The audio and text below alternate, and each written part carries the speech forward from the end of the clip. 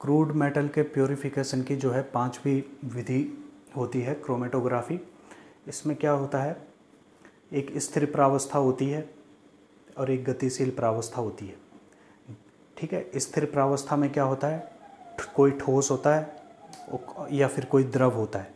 ठीक है, इसमें हम जो है गतिशील प्रावस्था को जो है वो अधिशोषित कराते हैं।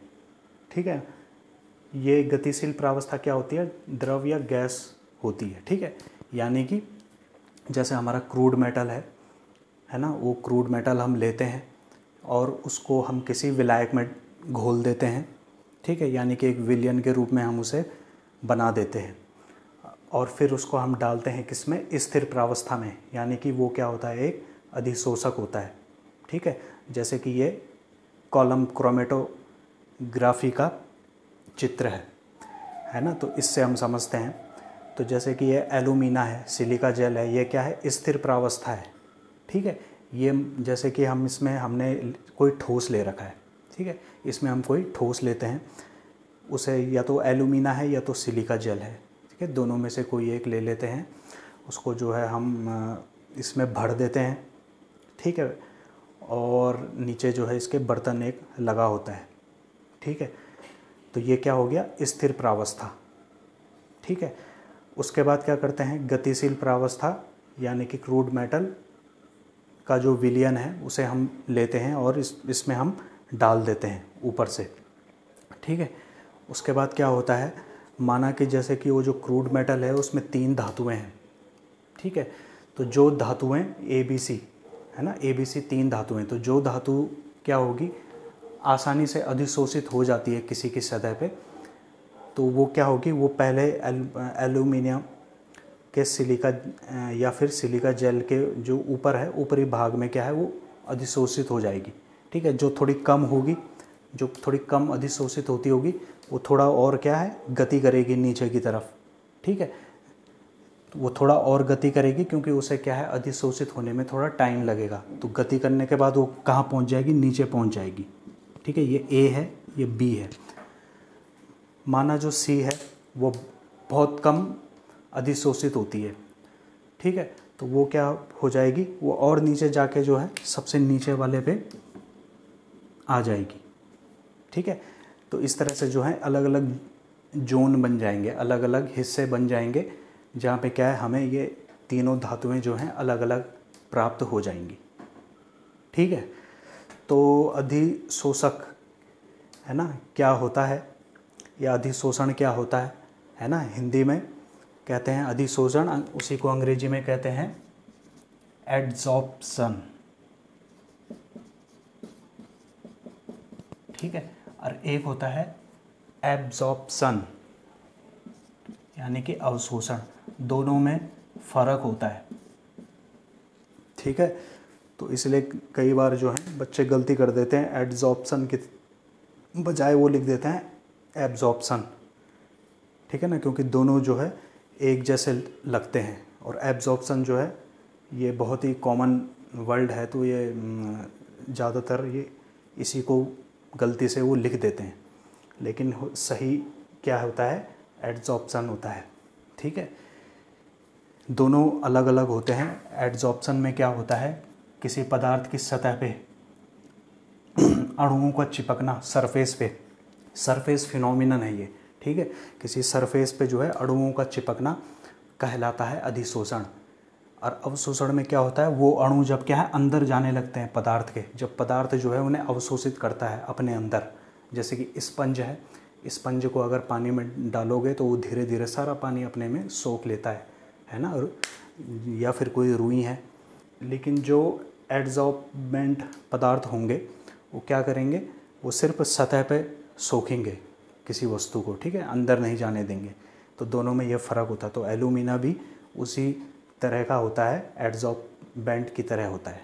ठीक है, तो इस तरह से जो है हम धातुओं को शुद्ध रूप में हम प्राप्त कर लेते हैं। तो ये वैसे बड़ा टॉपिक है, लेकिन इसमें मैंने सिर्फ थोड़ा बहुत समझाने के लिए बताया है। ठीक है, क्योंकि ज़्यादा हमें डीप में नहीं जाना है, इसमें थोड़ा बहुत इसमें पढ़ना है। समझने के लिए। ठीक है। तो इस प्रकार क्या होते हैं, हमें इसमें सभी जो धातुएं होती हैं वो अलग अलग जोन में बटी हुई मिल जाती हैं। ठीक है, तो ये होती है क्रोमेटोग्राफी। तो इस तरह से जो हमें इच्छित धातु जो है वो हमें अलग अलग से किसी चैम्बर में, कॉलम में वो हमें मिल जाती है। अब इसमें आता है सबसे इम्पोर्टेंट मेथड जो कि सिलेबस में है और जो सबसे प्रमुख मेथड है और जिससे धातु जो है लगभग 100% तक हम प्योरीफाई कर सकते हैं, वो मेथड है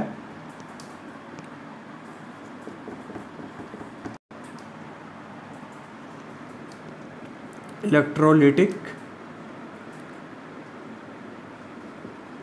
प्योरीफिकेशन। ठीक है, तो इसमें हम क्या करते हैं, ये किन धातुओं के लिए पहले उपयोग की जाती है?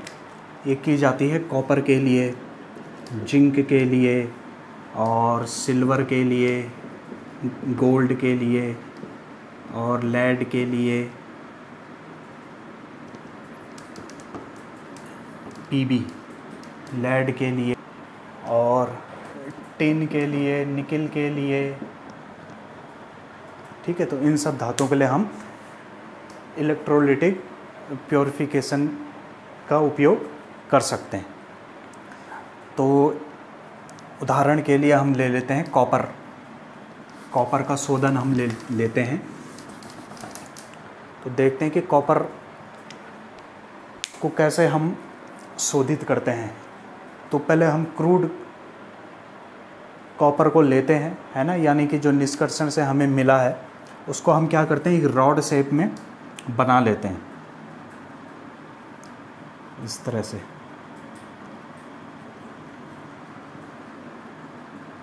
इसको जो है हम इस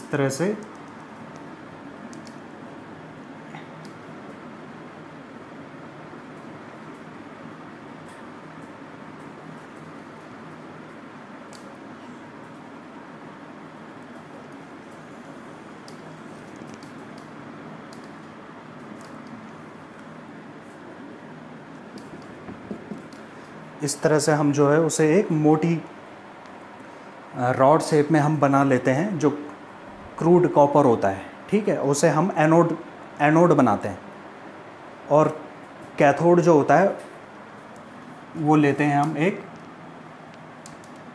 पतली सी प्योर कॉपर प्लेट। ठीक है, ये कैथोड के रूप में हम लेते हैं। जो कॉपर हमने पहले शुद्ध रूप में जो प्राप्त किया था उसी में से हम एक प्लेट हम बना देते हैं ताकि जो नया जो क्रूड कॉपर आएगा उसको शुद्ध करने के लिए। ठीक है, तो अब इसको हमने कैथोड बनाया और इसको हमने एनोड बनाया। और क्या है ये? Impure copper. ठीक है, अब लेते हैं हम इसमें एक वैद्युत अपघट्य। ठीक है, तो वैद्युत अपघट्य क्या हो जाएगा हमारा? वो हो जाएगा कॉपर सल्फेट। ठीक है, और इसमें H2SO4 भी मिला लेते हैं ताकि इसे और ज़्यादा क्या कर सके, आयनित कर सके। ठीक है, इनका आयनन कर सके। ठीक है, आयन के कारण ही क्या होगी, फिर विद्युत धारा का एक प्रवाह बन पाएगा। तो ये क्या है? वैद्युत अपघट्य यानी कि इलेक्ट्रोलाइट। तो अब जो है विद्युत जब हम प्रवाहित करते हैं तो क्या होता है, इसमें कॉपर जो होता है 2 इलेक्ट्रॉन निकाल लेता है। ठीक है, इस रॉड में निकाल लेता है। वो इलेक्ट्रॉन फिर कहाँ जाते हैं? बैटरी के दूसरे सिरे की तरफ, है ना। प्लस चार्ज जो होते हैं वो दूसरी तरफ जाते हैं कैथोड की ओर। ठीक है। अब ये जो आयनित कॉपर है तो ये क्या होता है, फिर ये सॉल्यूशन में जाता है। ठीक है, इसके अंदर जो ये रखा हुआ है इस सॉल्यूशन में ये जाता है। तो सॉल्यूशन में क्यों जाता है, क्योंकि आयन जो होते हैं ठोस अवस्था में वो नहीं रह पाते हैं। ठीक है, तो क्या होता है, इस रॉड से ये आयन जो है सॉल्यूशन में वो जाने लगते हैं। सॉल्यूशन में जब वो जाते हैं तो वो कैथोड की तरफ वो आकर्षित होने लगते हैं, क्योंकि यहाँ पे क्या आ रहा होता है, इलेक्ट्रॉन आ रहे होते हैं, विपरीत आवेश है ना। तो यहाँ पे प्लस आवेश है और इलेक्ट्रॉन में ऋण आवेश है, तो दोनों विपरीत आवेश हैं। तो ये कॉपर जो है इसमें क्या है, 2 इलेक्ट्रॉन इससे निकल रखे हैं, 2 इलेक्ट्रॉन निकल रखे हैं, इलेक्ट्रॉनों की कमी है। तो अपनी कमी को पूरा करने के लिए, यानी कि इलेक्ट्रॉनों को लेने के लिए वो जाता है कैथोड की तरफ। ठीक है, यहाँ पे ये जैसे ही जाता है वैसे क्या होता है,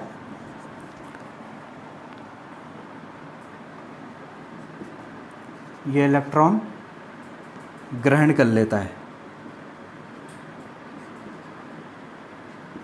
और इलेक्ट्रॉन ग्रहण करने के बाद ये क्या है, कॉपर धातु के रूप में जो है इसके ऊपर निक्षेपित हो जाता है। ठीक है, तो ये अभिक्रिया होती है एनोड पे और ये अभिक्रिया होती है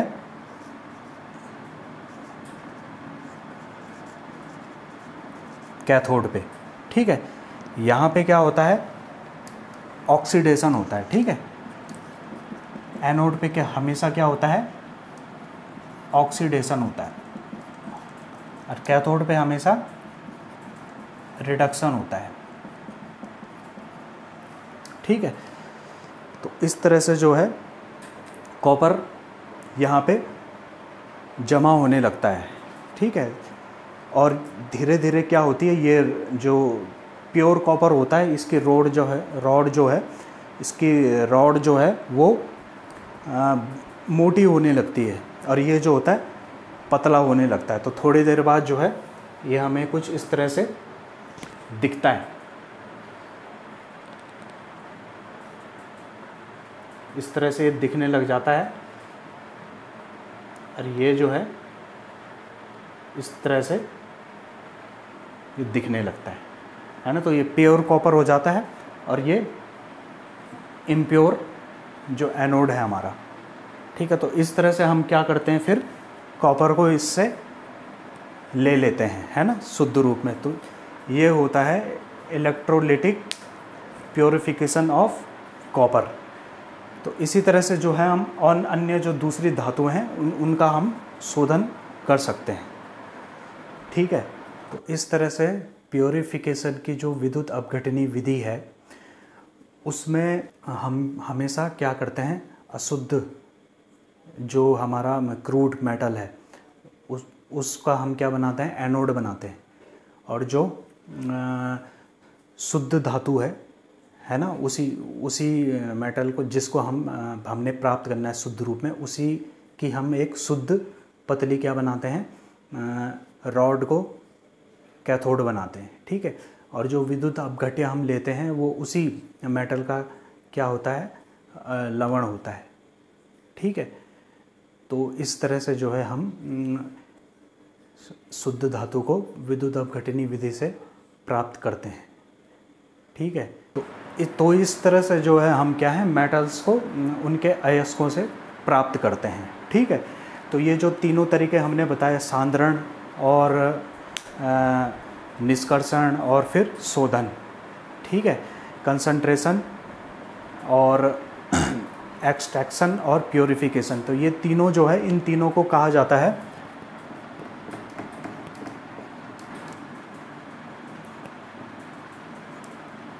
मेटलर्जी। ठीक है, हिंदी में कहते हैं इसे धातु कर्म। ठीक है, ये जो तीनों स्टेप होते हैं इनको संयुक्त रूप से हम जो कहते हैं मेटलर्जी कहते हैं। ठीक है, धातु कर्म कहते हैं। तो इस तरह से जो है हम धातुओं का निष्कर्षण या धातुओं की प्राप्ति हम करते हैं। तो जितने भी ये तरीके होते हैं, जितने भी स्टेप होते हैं, ठीक है, तो ये अयस्क की प्रकृति पर निर्भर करते हैं। ठीक है, कि वो अयस्क जो है उसमें कौन कौन सी अशुद्धियाँ हैं और वो जो धातु है उस धातु की क्या प्रकृति है जो हमें चाहिए।